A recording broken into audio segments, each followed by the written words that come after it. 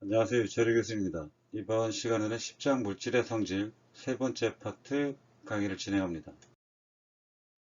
지난 시간에 진행했던 강의 내용 잠깐 언급하고 다음 강의를 진행하도록 하겠습니다. 지난 시간에 했던 것 중에 가장 중요한 수식 중에 하나였던 연속방정식은 유체에서의 질량보전의 법칙이라고 얘기를 했습니다. 정상류 비압축성의 특징을 가지고 연속방정식을 결론적으로 정리를 해보게 되면 그 내용은 AV equal constant라고 간단하게 쓸 수 있다고 얘기를 했습니다. 또 하나의 중요한 수식이었던 베르누이 방정식은 1지점과 2지점에서 유체가 흘러갈 때 이상 유체에 대한 에너지 보존의 법칙이라고 얘기를 했습니다. 에너지와 1은 등가이므로 1지점과 2지점에서 나타내고 있는 각각의 1과 R자를 정리하고 1지점과 2지점에 있는 운동에너지를 정리를 하면 1과 에너지의 원리에 의해서 내가 가해준 1만큼 운동에너지와 위치에너지의 변화가 생기게 됩니다. 따라서 앞에서 정리한 수식을 넣고 정리를 해주면 수식은 복잡하게 도출이 되지만 결론적으로 아래와 같은 세 가지 텀, 1지점의 세 가지 텀과 2지점의 세 가지 텀의 총합이 일정하다 라는 수식으로 정리가 됩니다. 아주 중요한 수식이고 잘 이해를 해 두어야 한다고 말했던 것 같습니다. 간단하게 수식을 쓰면 이렇게 정리가 되는데 압력으로 나타나는 에너지와 속도로 나타나고 있는 에너지와 높이로 나타나고 있는 에너지의 세 개의 합은 늘 일정하다는 얘기입니다. 단 외부에서 에너지 또는 일이 주어지지 않은 경우에 그렇다는 것이죠. 이 원리를 이용하면 일상생활 속에서 여러가지 많은 것들을 이해하는 데 기초가 되므로 잘 이해하고 활용하기를 바랍니다. 벤츄리미터에 대한 얘기를 했었고요. 오늘은 토리첼리의 정리부터 강의를 진행을 하겠습니다. 토리첼리의 정리라고 하는 것은 우측에 있는 이미지에서 보이는 것처럼 용기에 물이 채워져 있고 밑에 홀을 뚫게 되면 물이 분출하게 되는데 이 분출하는 속도가 얼마인지를 알게 해주는 정리입니다. 보통 구멍이라고 하면 용기의 크기보다 충분히 작다고 얘기를 합니다. 이 수식에 대한 답을 이미 아는 사람도 있을 텐데요.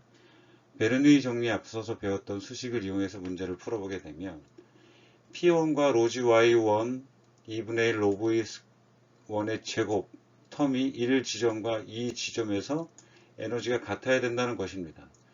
편의상 1지점과 2지점을 각각 V1과 이쪽 V2로 나타내 보면 P1과 P2는 즉 1지점에 작용하는 압력과 2지점에서 작용하는 압력은 모두 대기압으로 동일하고 수면이 내려가는 속도 V1은 제로로 근사를 합니다. 물론 물이 분출되면서 수면이 내려가는 속도가 있기는 하지만 용기의 구멍이 용기의 크기보다 충분히 작다고 했기 때문에 일로 빨리 분출이 된다고 하더라도 내려가는 속도가 충분히 작다는 거죠. 그래서 V1을 0으로 근사를 한 이후에 수식을 정리를 해보면 같은 항들은 이렇게 지워지게 되고 수면이 내려가는 속도 V1이 제로이므로 이 텀도 사라지는데 우리가 결국 구하고자 하는 것은 V2이므로 V2에 대해서 위에 있는 수식을 정리해서 나타내 보게 되면 로지 Y1-Y2가 높이에 해당하고 그래서 로지 H로 쓰게 되면 2분의 1 로브 2의 제곱이라는 수식으로 정리가 됩니다. 즉 분출 속도 V2에 대해서 이항을 해서 정리를 해보게 되면 V2는 루트 EGH로 결정이 되죠. 우선 많이 본 수식 같은데요. 1학기 때 여러분들 자연학과 운동을 할 때 바닥에 닿기 직전에 가지는 물체의 속도가 높이에 비례하는 루트 EGH로 결정이 되었던 수식이 있을 겁니다. 그 식과 똑같은 분출 속도를 가지게 되는 것입니다. 이거에 대한 정리도 앞서 압력의 단위에서 언급이 되었던 토리첼리가 정리를 해냈기 때문에 토리첼리의 정리라고 얘기를 해줍니다. 다음 파트는 소리에 대한 얘기입니다. 소리는 일종의 파동인데요. 전체적으로 우리가 해석을 해보기 위해서 파동의 근본적인 여러가지 특징을 먼저 이해하도록 하겠습니다. 일단 파동이라고 하면 어느 한 부분에서 생기는 그 진동이 차례대로 인접한 부분으로 전달되는 현상을 우리가 파동이라고 얘기를 해줍니다. 이러한 파동 현상이 진행될 때 그 파동을 전달하는 물질을 매질이라고 얘기를 해줍니다. 처음에 파동이 발생한 부분을 파원이라고 얘기를 해줍니다. 또한 파동은 그 종류에 따라서 횡포와 종파 두 가지로 나누어 얘기를 해줄 수가 있는데, 횡파 같은 경우에는 매질의 진동 방향과 파동의 진행 방향이 서로 수직인 파동을 횡파라고 얘기를 합니다. 가장 대표적인 횡파가 우리가 뒤에서 배우게 될 전자기파, 1학기 때도 아마 잠시 언급이 되었던 것 같습니다. 전자기파가 대표적이고, 종파라고 하면 매질의 진동 방향과 파동의 진행 방향이 서로 평행인 파동이 종파입니다. 대표적인 경우가 음파이죠. 횡포와 종파를 이미지로 확인을 해보면 여기 나와 있는 것은 파원으로부터 파동이 전달되는데 매질인 물을 통해서 이렇게 밖으로 퍼져나가는 파동이 진동 방향과 퍼져나가는 진행 방향이 서로 각도를 90도로 이루고 있기 때문에, 수직으로 이루고 있기 때문에 횡파라고 말할 수 있고, 종파 같은 경우에는 이 이미지에서 보이는 것처럼 내가 말한 그 음의 세기가 공기의 진동을 일으켜서 파동이 전달이 되어 나가는 것인데, 눈으로 보이지는 않지만 그거를 밀한 부분과 소한 부분으로 나누어 표현을 해보게 되면, 여기 지나갔지만 밀한 부분이 있고 상대적으로 소한 부분을 우리가 삼각함수에 나타내어서 이렇게 표시를 해주게 되면 또한 파동으로서 표시를 해줄 수 있게 됩니다. 소리의 특징을 이해하기 위해서 파동의 근본적인 개념들을 지금 잠시 언급을 했고요. 파동에서 우리가 주기함수로 나타낼 수 있는데, 파동에서 나타나는 주기함수의 특징을 이해해 주기 위해서 약속을 한 정의를 잠깐 살펴보면, 주기라고 하는 것들은 일정한 한 점이 진동을 해서 원래까지 오는데 걸리는 시간을 말해주니까 시간의 단위를 갖는 값을 우리가 주기라고 얘기를 해주고, 진동수라고 하는 것들은 단위 시간 동안에 얼마나 똑같은 주기가 지나가는지를 판단을 해주는 값이므로 진동수, 프리퀀시라고 얘기를 해줍니다. 보통 단위는 헤르츠라는 단위를 많이 쓰게 되는데, 헤르츠를 풀어서 MKS 단위로 나타내 보면은 세크분의 1이라는 단위를 갖게 됩니다. 진폭이라고 하는 것은 아래에 있는 이미지처럼 중심으로부터 평형점으로부터 가장 많이 변한 점까지의 거리를 진폭이라고 얘기를 해주고, 파장은 마루와 마루 또는 골과 골 사이의 전체 하나의 주기가 반복되는 동안의 거리를 파장이라고 얘기를 해줍니다. 이러한 파동에서 공통적으로 쓰이는 수식은 V는 람다 F라는 수식을 쓰게 됩니다. 1학기 때도 많이 언급이 되었지만 전자기파가 됐건 소리가 됐건 파동은 모두 이러한 법칙에 따라서 속도와 속도 V, 그리고 파장 람다, 진동수 F로 그 물리적인 속도를 구할 수 있는 수식을 사용을 합니다. 우리 교재에 나와 있는 내용 중에 또 실험을 통해서 여러분들이 여러 가지 것들을 확인을 해줄 수가 있는데, 공명이라는 현상에 대해서 파동의 한 현상을 언급하겠습니다. 공명이라고 하는 것은 어느 한 물체가 진동을 하면 그 물체와 같은 진동수에 있는 물체가 주변에서 같이 진동을 하는 현상을 공명이라고 얘기를 합니다. 한문으로 얘기를 하면 같이 운다 라는 뜻이죠. 아래에 있는 GIF 이미지를 가만히 보면 소리곱새가 있고요. 소리곱새와 서로 다른 진동수를 가진 물체를 옆에 두었을 때는 진동을 주어도 흔들리지 않지만, 지금 이미지와 같이 만약에 소리곱새와 같은 진동수를 가진 소리곱새를 옆에 놓고 진동을 주게 되면 이 이미지에서처럼 같이 진동을 한다는 것을 알 수 있습니다. 소리곱새는 보통 가늘고 긴 그 균질의 강철 막대를 구부러뜨려 U자 형태로 만들고 중앙에 손잡이를 달았는데, 보통 이 소리급새를 사용하는 이유는 일정한 진동수, 주파수를 낼 수 있기 때문에, 또 장기적으로 그 음을 낼 수 있기 때문에 악기의 표준음이 어떤지를 확인을 할 때 사용을 보통 하게 됩니다. 이러한 것들을 이용을 해서 공명 현상을 알 수가 있는데, 우리 실험책에 보면은 기주공명이라는 현상이 있습니다. 또 실험을 해서 여러분들이 여러 가지 것들을 파악을 해주는데, 기주공명이라고 하면 일단 한문으로 되어 있어 잘 이해가 가기 쉽지 않지만, 기주는 공기 기둥이란 얘기고요. 공명은 같이 운다는 얘기입니다.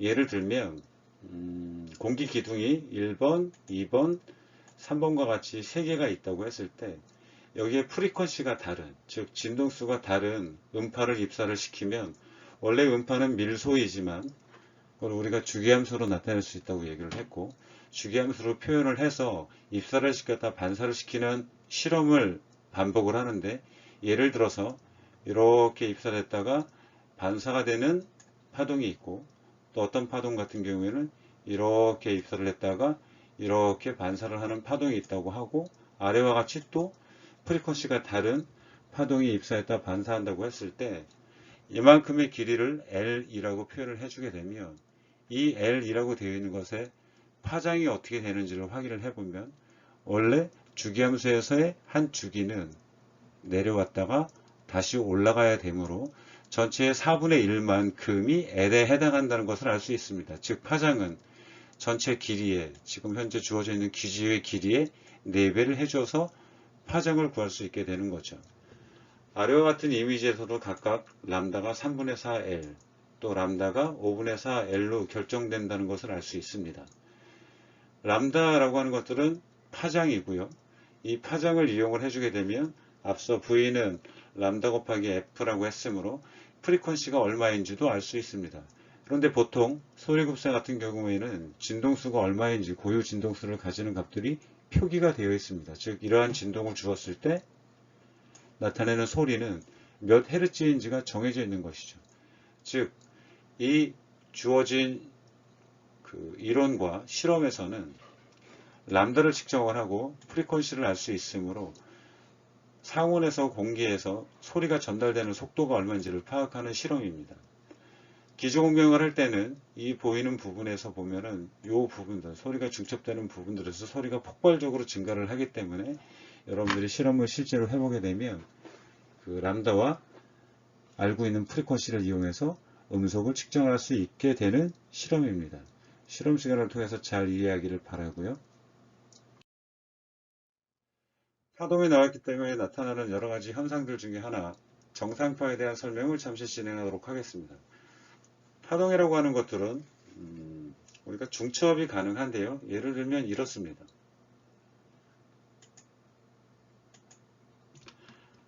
아래 보이는 파동을 보게 되면 파동 A와 B가 있고 같은 방향으로 진행을 하는데 파장이 같게 되면 이 두 개의 파동이 중첩이 되어서 진폭이 2배로 확장되어서 파형이 나타난다는 것을 알 수가 있게 됩니다. 물론 서로 파장이 다르다고 하면 파장을 조절을 해서 중첩을 시키면 상이한 모양의 합성파가 생기게 되는 것이죠. 예를 들어 파장을 조절을 하고 합성을 해보게 되면 아래와 같은 파장이 나타나는 것입니다. 이러한 것들은 파동이 일반적으로 중첩돼서 나타나는 합성파이므로 신기할 것이 하나도 없습니다만, 정상파라고 하는 것은 무엇이냐면 진폭과 파장, 진동수가 모두 같은 파동인데 단지 진행 속도가 다른 경우에, 반대 방향인 경우에 결과적으로 합성파를 만들어 보게 되면 이 합성파는 움직이지 않고 제자리에서 진동하는 것처럼 보이게 됩니다. 이러한 파동을 우리가 정상파라고 얘기를 하는 것이죠. 이미지로 한번 확인을 해보면 지금 현재는 조금 전에 보여주었던 것처럼 진폭과 파장이 같은데 같은 방향으로 진행을 할 때 합성되는 경우인 것이고, 파동 B의 방향을 바꾸게 되면 여기 보이는 합성파에서 나타나는 이미지처럼 제자리에서 진동을 하는 것을 알 수 있습니다. 이러한 파를 우리가 정상파라고 얘기를 해줍니다. 정상파는 변이가 가장 큰 것을 우리가 배라고 얘기를 해주고요. 정상파에서 진동하지 않는 이러한 부분들은 마디라고 얘기를 해줍니다. 우리가 잘 보는 유튜브를 보면은 정상파에 대한 여러 가지 현상들이 나오게 되는데요. 정상파는 간단하게 얘기를 하면 정상 상태의 파형이라고 얘기를 해줄 수 있습니다. 우측에 있는 유튜브를 보게 되면 여러 가지 것들을 좀 확인을 해줄 수가 있는데요. 이러한 네모난 그 공명판을 만들어 놓고 정상파를 일으키게 되면 정상파는 눈으로 보이지 않기 때문에 눈으로 가시화해 주기 위해서 이 위에 모래 또는 쌀알 등을 올려서 파동이 있는 것들을 확인을 해줄 수가 있습니다. 잠시 영상을 확인을 해볼까요? 지금 현재 우리 귀에는 들리지가 않지만 음파를 이 공명판을 통해서 정상파를 발생을 시켜서 헤르츠를 계속 변화를 시켜주고 있는 것입니다. 변화를 시키게 되면 그 헤르츠에 따라서 배와 마디 부분이 계속해서 변하게 되는데, 여기 보게 되면 하얀색으로 보이는 이 부분들, 즉 모래나 쌀알이 모여있는 이 부분들은 진동이 거의 없는 부분, 마디에 해당을 하고, 이 옆에 있는 부분들이 그렇지 않은, 까만색으로 보이는 부분들이 그렇지 않은 것입니다. 그래서 헤르츠를 변화를 시켜주면 마디가 나타나는 부분이 계속 변하게 되고, 그 마디에 따라서 이렇게 이미지가 계속 변하는 정상파를 우리가 눈으로 직접 확인을 할 수 있게 됩니다. 시간 관계상 짧게 편집을 했습니다만 위에 있는 유튜브 사이트를 통해서 정상파의 파형을 확인해 볼 수 있으니 파동을 공부를 하고 나서 정상파에 대한 내용을 한번 확인해 보는 것도 좋을 것 같습니다. 다음은 파동하면 나오는 여러가지 현상들 중에 하나인 도플러 효과에 대해서 언급을 해보도록 하겠습니다. 아래 있는 이미지를 가만히 보면 자동차에서 사이렌을 울리면서 진행을 할 때 진행하는 방향의 앞쪽에 있는 경우와 뒤쪽에 있는 경우 관찰자가 두 명이 있는데, 이 두 명이 서로 다른 프리퀀시의 음파를 듣게 된다는 것이 도플러 효과입니다. 즉 파원이 이동을 할 때 이동 방향과 속도에 따라서 그 주파수의 진동수가 달라져서 어떤 경우에는 좀 더 고주파로, 어떤 경우에는 좀 더 저주파로 느끼게 되는 것이 도플러 효과인 것입니다. 예를 들어서 사이렌을 울리면서 구급차가 앞으로 진행을 하고 있을 때 앞쪽에서 느끼는 사람은 원래 사이렌이 가지고 있는 파동보다 주파수가 높은 상태로 소리를 듣게 되고, 뒤쪽에 있는 사람은 점점 멀어지고 있으므로 내 귀에 들어오는 소리의 주파수가 점점 더 늘어나게 됩니다. 파장이 늘어나는 음이 들어오게 되므로 저주파의 음을 듣게 되는 것이죠. 그래서 이동하면서 나타나는 파동에 시프트되는 현상을 도플러 효과라고 얘기를 해줍니다. 유명하게는 1929년에 허블 같은 경우에 은하가 점점 멀어진다라는 얘기를 주장을 해냈는데요. 그 주장의 근거로 대두되었던 것이 무엇이냐면, 먼 은하를 계속해서 관찰을 해보니 그 은하에서 오는 빛 전파의 파장이 점점 더 커진다. 즉 프리퀀시로 얘기를 하면 적색으로 이동하는 현상이 나타난다는 것을 알게 되었습니다. 무슨 뜻이냐면, 원래 파동이 정상적으로 시프트 되지 않으면 이렇게 정상적으로, 이 흡수 스펙트럼입니다. 까만색으로 되어 있는 부분의 빛들을 흡수하는 스펙트럼을 나타내는데, 이 정도 프리퀀시에서 빛들을 흡수를 했었는데 레드 시프트를 하게 되면 이 보이는 파장이 약간 다 오른쪽으로, 즉 빨간색 쪽으로 다 변이가 되어 있다는 것을 알 수 있습니다. 무슨 얘기냐면 은하가 점점 더 멀어지고 있기 때문에 멀어짐으로써 저주파의 그 전파를 발생을 시키게 되고, 우리가 보통 눈으로 볼 때 붉은색 쪽이 저주파 쪽이 가까움으로 레드 시프트 되어 있다라고 얘기를 해주고, 반대로 가까워지고 있다고 해주게 되면은 그때는 점점 프리퀀시가 높아지게 되므로 블루 시프트 되어 있다라고 얘기를 해줍니다. 우리 일상생활 속에서 이용되는 도플러 효과를 보게 되면 여기 나와 있는 것처럼 이미지는 스피드건입니다. 즉 우리가 보통 고속도로 같은 데에서 자동차가 지나가는 속도를 경찰들이 스피드건을 가지고 측정을 하는 경우가 있는데, 이 스피드건의 원리가 파형을 발생을 시켜 자동차에 부딪히고 난 다음에 이 기계로 다시 반사돼서 들어오는 파형을 분석을 하는데, 이게 얼마나 빠른 속도를 오는지 도플러 효과를 이용을 해서 측정을 해주는 장치입니다. 10장 물질의 성질 파트가 모두 끝났습니다. 따라서 이번 주에는 과제가 부여가 되고 학습 문제와 연습 문제, 교재를 참조를 해서 풀이 과정을 풀어 다음 주 수업 시작하기 전날 24시까지 제출을 하기 바랍니다. 문제 중에 특이한 사항은 별로 없는데, 연습 문제 10.7번 같은 경우는 여러분들이 푸는데 약간 어려움이 있길래 부연 설명을 잠깐 해보면, 연습 문제 10.7번 문제는 댐에 대한 문제이고, 댐에서 문제를 풀 때 이 점을 고려를 해서 합니다. 대기압은 고려를 해야 될까? 그리고 댐이 두께에 따라서, 깊이에 따라서 댐의 두께가 증가하는 이유가 무엇일까 등을 고민을 하면서 같이 문제를 풀면 좀 더 원활하게 해답을 풀 수 있을 것 같습니다. 반드시 문제는 손으로 풀어서 작성을 하기를 바라고요. 물론 워드 작업을 해서 작성을 해도 좋습니다. 다만 교재에 풀어서 제출을 한다거나 또는 답만 써서 제출을 한다거나 그럼 좋은 점수를 받기 어려우니 풀이 과정을 수식을 쓰고 대입을 하고 단위까지 정확하게 기입하는 연습을 충실히 하도록 합니다. 혹시 교재 없는 학생들 때문에 있을까 싶어서 문제를 첨부를 해 두었으니 참조하기 수고 많았습니다. 11장에서 만나겠습니다.